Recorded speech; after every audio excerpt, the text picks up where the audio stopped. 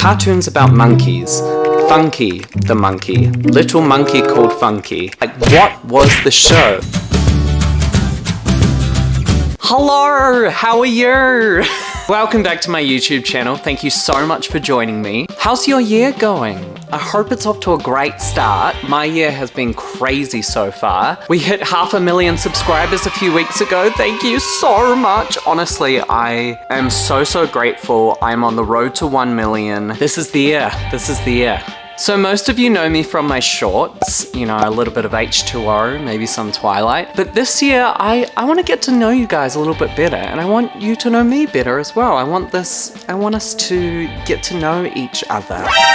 Lately, I've been thinking a lot about my childhood. They ask you how you are, you just have to say that you're fine. As you may or may not know, I'm from New Zealand originally. I also lived in Australia for a while, and I got to thinking about something that comes across my mind quite often. My sister Amber and I used to watch all of these movies and TV shows when we were little that we were obsessed with, but so many of them I feel like no one's ever heard of. There are literally TV shows that we have asked so many people about and they've never heard of them. So I decided to make a list of 10 movies and TV shows from my childhood that you have never heard of. My hope in doing this is that some of you will actually have heard of these and have loved them as well. And if you haven't, maybe you can go watch them.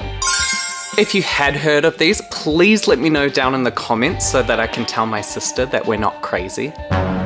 I've tried to arrange this list with kind of 10 being like, yeah, some of you probably will know this, but by the time we get to number 1, I'm gonna be so happy if you guys know the ones towards the bottom of the list. Let's go! Starting off at number 10, we have Cats Don't Dance. This is honestly one of my favorite films of all time, and so many people that I've tried to talk to about it have never seen it. If you watch nothing else from this list, please watch this movie. It is truly iconic. Basically, it's about a cat named Danny who wants to break into 1930s Hollywood, so he goes to Hollywood to get his big break, but when he arrives there, he finds out that animals don't get to play the big parts. Animals aren't stars, they're basically just the background characters. A very good metaphor for the fun things happening in 1930s Hollywood. When he arrives, he gets a role pretty quickly as a cat in Darla Dimple, who is one of the most iconic villains of all time in her latest film. And drama ensues. There are so many incredible things about this movie though. I mean, this really ignited my love for Hollywood. Probably one of the first films I watched that really shows it's set in LA, it's set in Hollywood. The songs are so good by Randy Newman, and the choreography is by the Gene Kelly. Bruh. And it was actually the last film he worked on before he passed away. They got huge names for this film, but apparently it was a box office bomb due to them not marketing it properly, which is so sad because it's such an incredible film, and I really wish more people knew about it. So there you go. Coming in at number 9, we have A Troll in Central Park. I've always been obsessed with New York City. From a very young age, I wanted to go to New York, I wanted to live in New York, I wanted to be on Broadway, I wanted to go to Central Park, and I still feel that way now. I was just in New York last week, and it was amazing. I still love it so much. But I think this film is one of the big reasons why I wanted to go to Central Park so much.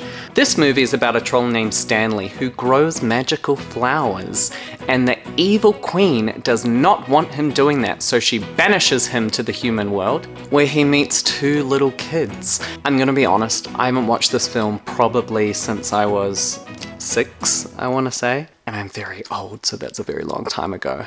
But I have such like warm memories around it. This is another film that no one ever seems to know. Maybe Americans, you will know it better because it's set in Central Park. I don't know. If you do, let me know.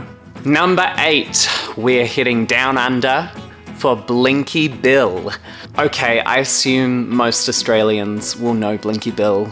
Blinky Bill is about a koala who lives with all of his Australian animal friends. There was a movie as well that had a really iconic song in it. I used to watch this TV show like every day. You guys know how much I love the Australian accent. And this is probably one of the first TV shows I watched that had Australian accents in it. So cool. So if you remember Blinky Bill, please let me know. Keeping with the Australian theme, teaming with the theme, we have one of the most iconic Australian films of all time, Napoleon. When I tell you that I was obsessed with this film, I loved it so, so much. Again, Australian accents, but I have to tell you something very, very disappointing. About a year ago, I think, maybe a couple of years ago, I was randomly thinking about this film and I was like, I haven't watched this film in years. I want to watch it for some good nostalgia. And it was on a streaming platform. So I started it. The movie starts. American accents. But unfortunately, I look like this. But unfortunately, I look like this. And I was like, what? I felt very gaslighted, actually. And I searched, and apparently the original is Australian. I mean, it's set in Sydney, Australia. But there is an American dubbed version, and that seems to be the version that is mostly distributed these days. No! Maybe Americans do know this movie, maybe they do know this version, but the Australian version is just so, so iconic. It's about a puppy Napoleon who wants to go be a wild dog, so he gets in a basket attached to balloons and he flies to this little island offshore Sydney, and he tries to be a wild dog. There are some crazy, crazy moments in this movie.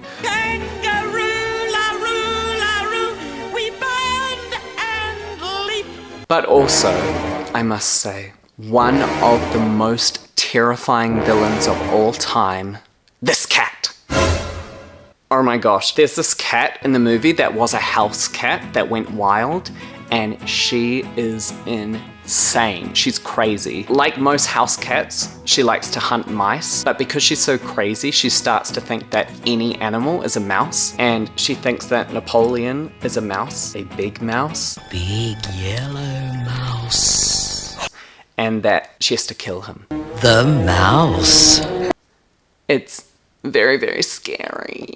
But yes, if you ever watch this movie, please watch the Australian version. Number 6, we have An American Tail 3. I think most of us probably have heard of American Tail with Fievel, and I definitely watched that movie as a kid. Like a lot of these animated films from when we were young, there are like so many sequels, and for some reason, it was number 3 of this series that I consistently watched. I don't know why. Maybe that's just the one that my video store had, so I would always rent it. In this movie, Fievel and Tony discover a treasure map and they go searching for the treasure in an abandoned subway. And I will tell you, I have not seen this movie in many, many years. But there are flashes of things that I remember. I remember being really scared by the pneumatic train, like a wind-powered train. But the American Tail series in general is just so, so good. I need to go back and rewatch all of them. But if you've seen the third one, let me know. For number 5, we have Let's Go Quintuplets. This one was crazy to me because this is an English anime dub. I grew up on Pokemon and Dragon Ball Z, but this anime dub, when I try and tell people about it, they have never heard of it. And so I did a little bit of research and I found out that apparently the English dub only played in New Zealand, which is so strange to me because it was American dubbed. Please tell me, I mean, if you're from New Zealand, please tell me if you remember the show. If you're not from New Zealand, please tell me if you've ever heard of this show, because surely someone has to know the show. It has been years since I saw this show. I cannot tell you specifics, but I do remember that they were 5 siblings, obviously 5 quintuplets, who had many fun adventures. There was the main kid, his hair changed when he was like angry, maybe. They were all like very different personalities. I'm doing a really good job at explaining the plot of this show. I've looked on YouTube and there are actually episodes, so I need to go back and do a rewatch, clearly. But please let me know if you've ever heard of this show, Let's Go Quintuplets. Number 4, we have a very 90s kids show, Big Bad Beetleborgs. So, most of us have heard of Power Rangers. For those of you who don't know, I was actually on an episode of Power Rangers, which was so cool because I loved Power Rangers so much growing up. So to get to be on the show, it was about 6 or 7 years ago now was really a dream come true. But weirdly in the 90s there were all of these kind of knockoff Power Rangers shows. A lot of them were from Saban, who produces Power Rangers, so it was like the same company, and they would actually use some of the same footage in like fighting sequences and stuff, so it was very, very confusing. For some reason, Big Bad Beetleborgs was one that I watched a lot. I was about 4 when I watched the show, so again, my memory is not great about it, but I do remember that they had like a comic book and they wanted to be the characters in the comic book, so they made a wish and they got granted a wish to become these Big Bad Beetleborgs. I really should do another series which is like Tyler trying to remember childhood shows that he hasn't watched since he was 4. I really loved this show so much. I remember the girl always did this. Ooh, got some cracks there. I don't know why I remember that, but I do remember that she did that. So, again, I was 4 years old, so the fact that I remember it is pretty impressive. Number 3, we have The Princess and the Goblin. I'm gonna be straight up with you guys.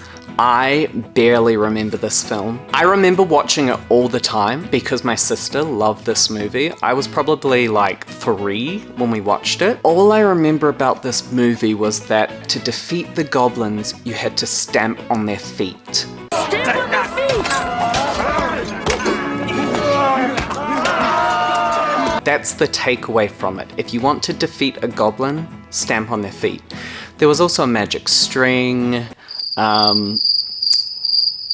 I really think I should do the series I was just talking about. Does anyone else remember The Princess and the Goblin? Except for Amber?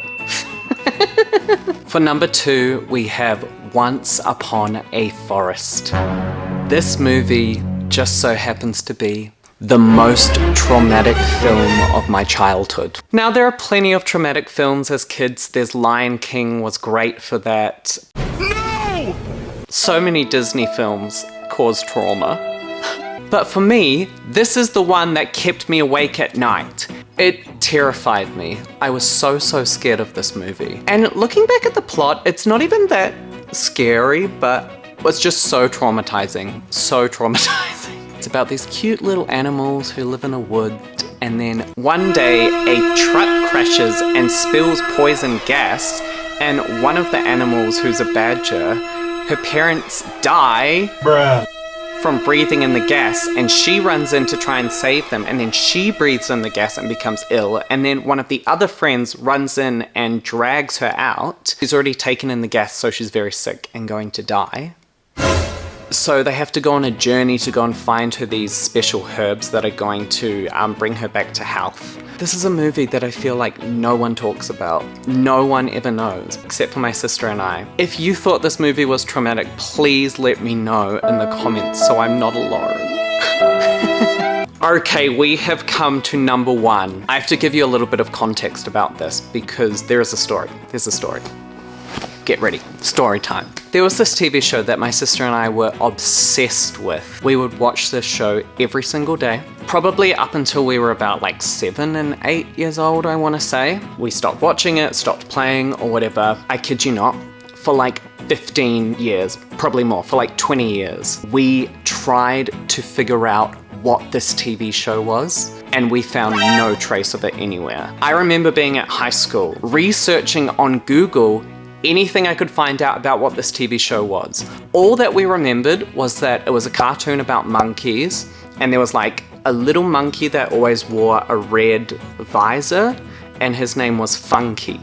And we knew his name was Funky because my sister had a little monkey toy that she named Funky.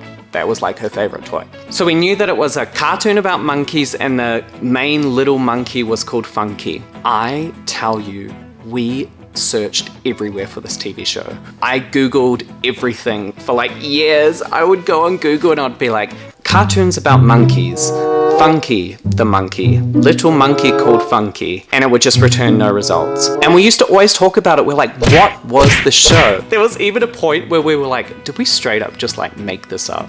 Was there an event that occurred in our childhood that led to this shared consciousness of us having this show about monkeys?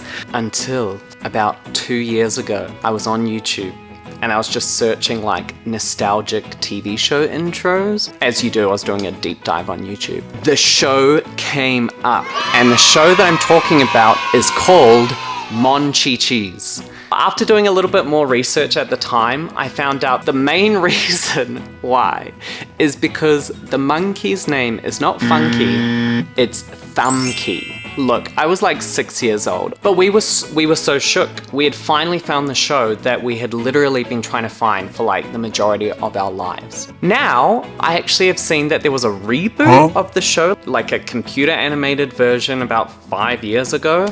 So maybe some of you do know MichiChees now.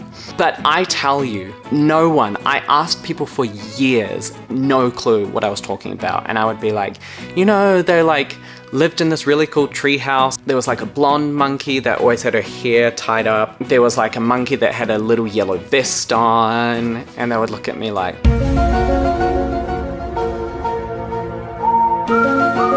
I thought I was crazy. I tell you, we were so happy to find out that the show actually did exist.